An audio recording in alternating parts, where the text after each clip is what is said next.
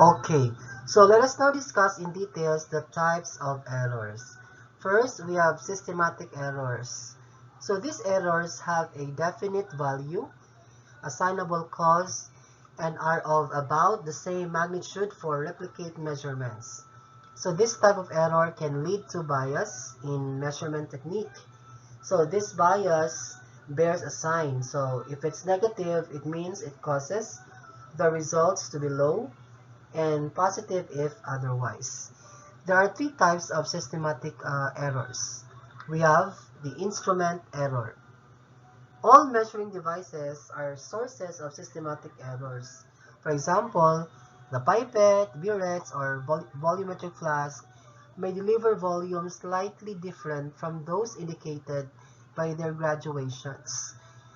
This may be due to, let's say, using the glassware at a temperature different from the calibration temperature, or maybe this also due to distortions in container walls due to heating while drying. Calibration eliminates most systematic errors of this type.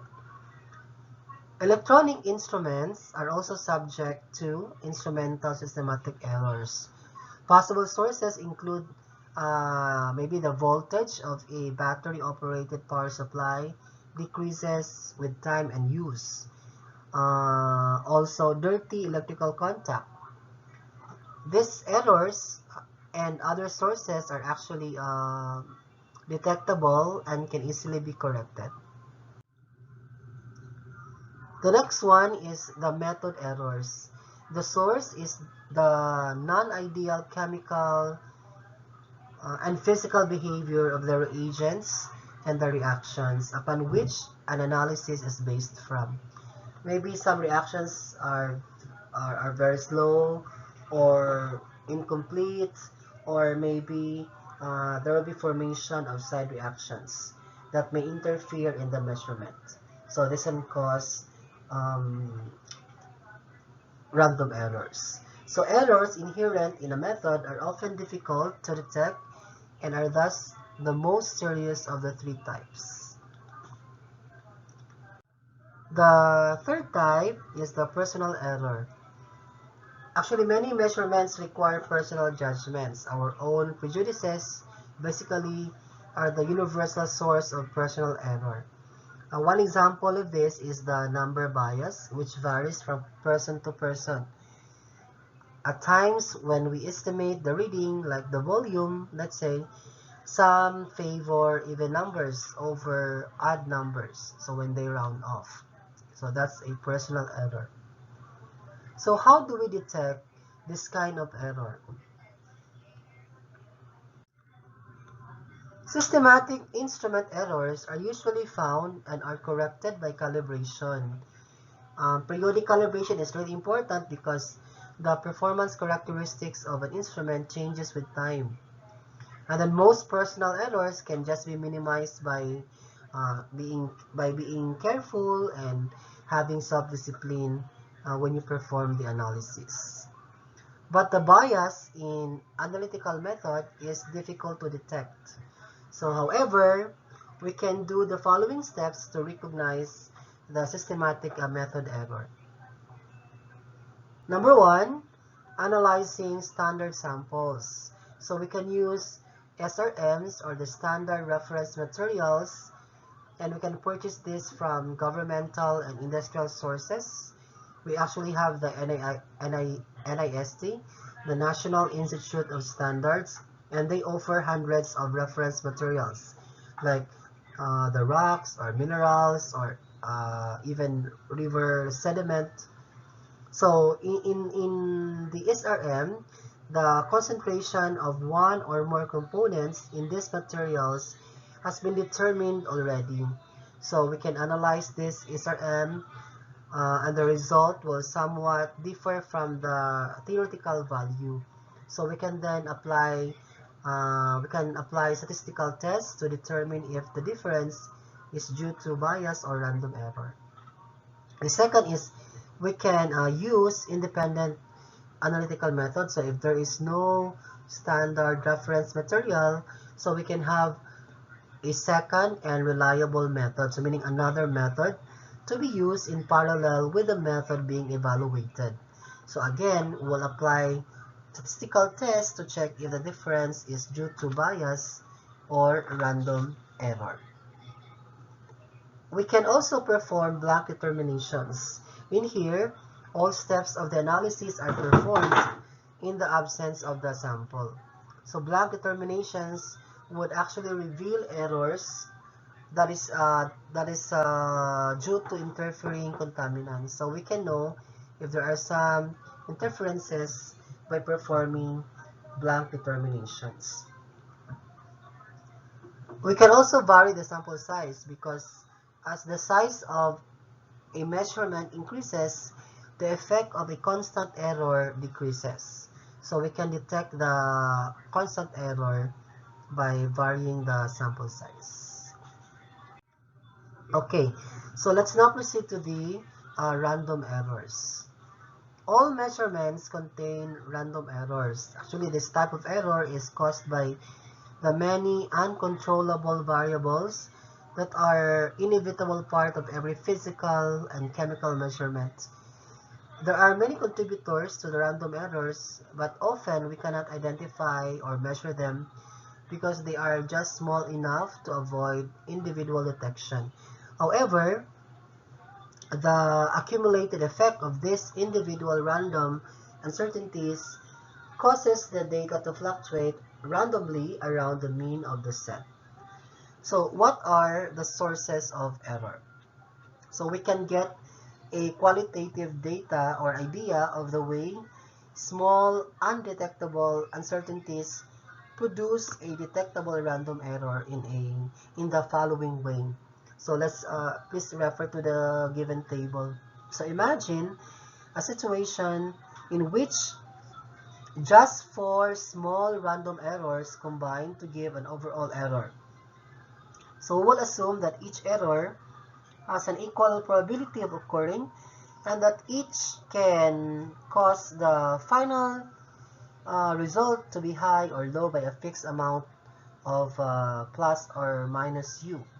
So in the table, it shows all the possible ways the 4 errors can combine to give the indicated deviations from the mean value. So maybe it can increase, no? The deviation is a positive, so higher than the mean value. So we can have a combination of all the positive. So the magnitude is plus 4 RU.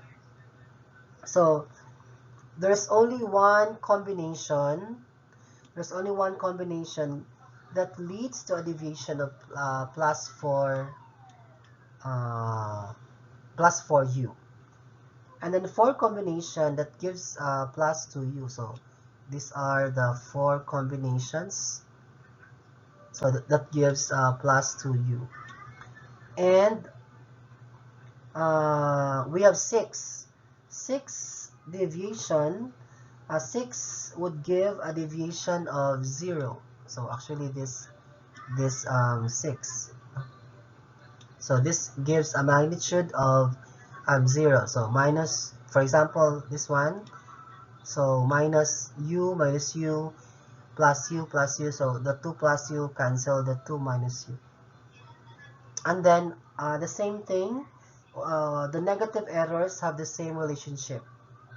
So this ratio, which is 1:4, is to 6, is to 4, is to 1, is a measure of the probability for a deviation of each magnitude. So therefore, if we make a sufficiently large number of measurements, because in here we only have 5 possible combinations. So if we make a sufficiently large number of measurements, we can expect a frequency distribution like this. Okay, so you're familiar with this. This is the Gaussian curve. So when the same procedure is applied to a very large number of individual errors, a bell-shaped curve-like that is shown here results. So we call this as the Gaussian curve or the normal error curve. So the random or indeterminate errors in the results of analysis can actually be evaluated by the methods of statistics. So ordinarily, stat analysis is actually based on the assumption that random errors follow a Gaussian or the normal distribution. But sometimes analytical data depart seriously from the Gaussian behavior, but the normal distribution is the most common. So we'll base the discussion entirely on normally distributed random errors. So statistics only reveal information that is already present in a data set. So that is, no new information is created by statistics.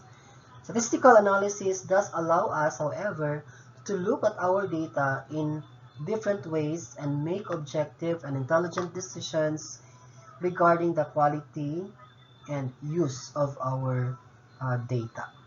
Okay, so these are some of the basic statistical tools that we use to describe, let's say, the precision of the data. And for sure, you are familiar with this also because I would assume you have covered this in your senior high school, and you can easily calculate the standard deviation using your calculator. So in the exam, you don't need to use this formula. So just learn how to calculate the standard deviation based using your own calculator. But if you can, of course, we have a formula. You can easily follow this. We even have a alternative formula here. So for this given example, so the standard deviation is around 0.004. So again, I would assume that you have actually covered this. No?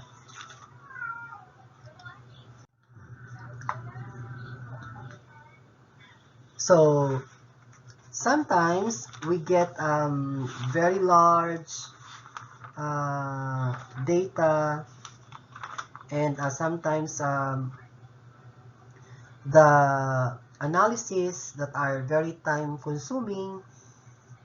Sometimes it's seldom practical actually. So in this situation, data from a series of similar samples accumulated over time can often be pooled to provide an estimate of the deviation that is superior to the value for any individual subset. So we can actually pool our data, and this will improve the reliability of our deviation. So we'll have an example here. So the calculation is again, you can easily follow the pool deviation. So you just get the square of the difference of the values from the mean. You get the summation, and then over the number of results in different sets. So let's illustrate that. Okay, so in this problem, so the sample problem, let's say we are monitoring the glucose levels of a patient, maybe suffering from diabetes. So we have a record here spanning 4 months. So in month 1, so there were 1, 2, 3, 4, 5, 6, 7. So 7 determinations. In month 2, 1, 2, 3, 4, 5. Month 3 is also 5. Month 4 is 3, 2, 3, 4, 5, 7 determinations as well. So what you can do is you can pool instead of having individual division in each of the months. So we can actually pool this together, the 4 months, and we have a pooled division. So of course you need to get the mean in every month, and then the sum of squares of deviations from the mean, and then the standard deviation in each of the month. Okay, of course, the total number of measurement is 24. You just add this, everything. So number of determinations is equal to 24. And then just supply. So let's say for the first month, the sum of the squares in the next to the last column was calculated as follows. So you just follow the formula. So we get the pooled standard deviation, which is 19 milligram per liter. Okay. Of course, chemists ordinarily employ sample standard deviation in reporting the precision of their data, but there are also other terms that are used to describe the precision of the data. So this include the sample variance, so it's just the square of your deviation. And then we also have the relative standard deviation, or RSD. So we just calculate the deviation and divide it by the mean. And it can be expressed in PPT. So deviation divided by the mean times 1000. If the RSD is expressed in percent, so we call it as the COV or CV, the coefficient of variation. Okay, and then of course we can also express in terms of the range or spread. So we just get the difference between the highest value and then the lowest value. So if it's very close, we can say that the precision is quite high. So as simple as the range or spread can tell us about the precision of our data. So I think that's the end of the lesson today. So please again, after this you have the activities, so kindly accomplish them, and then you can proceed to the next topic after.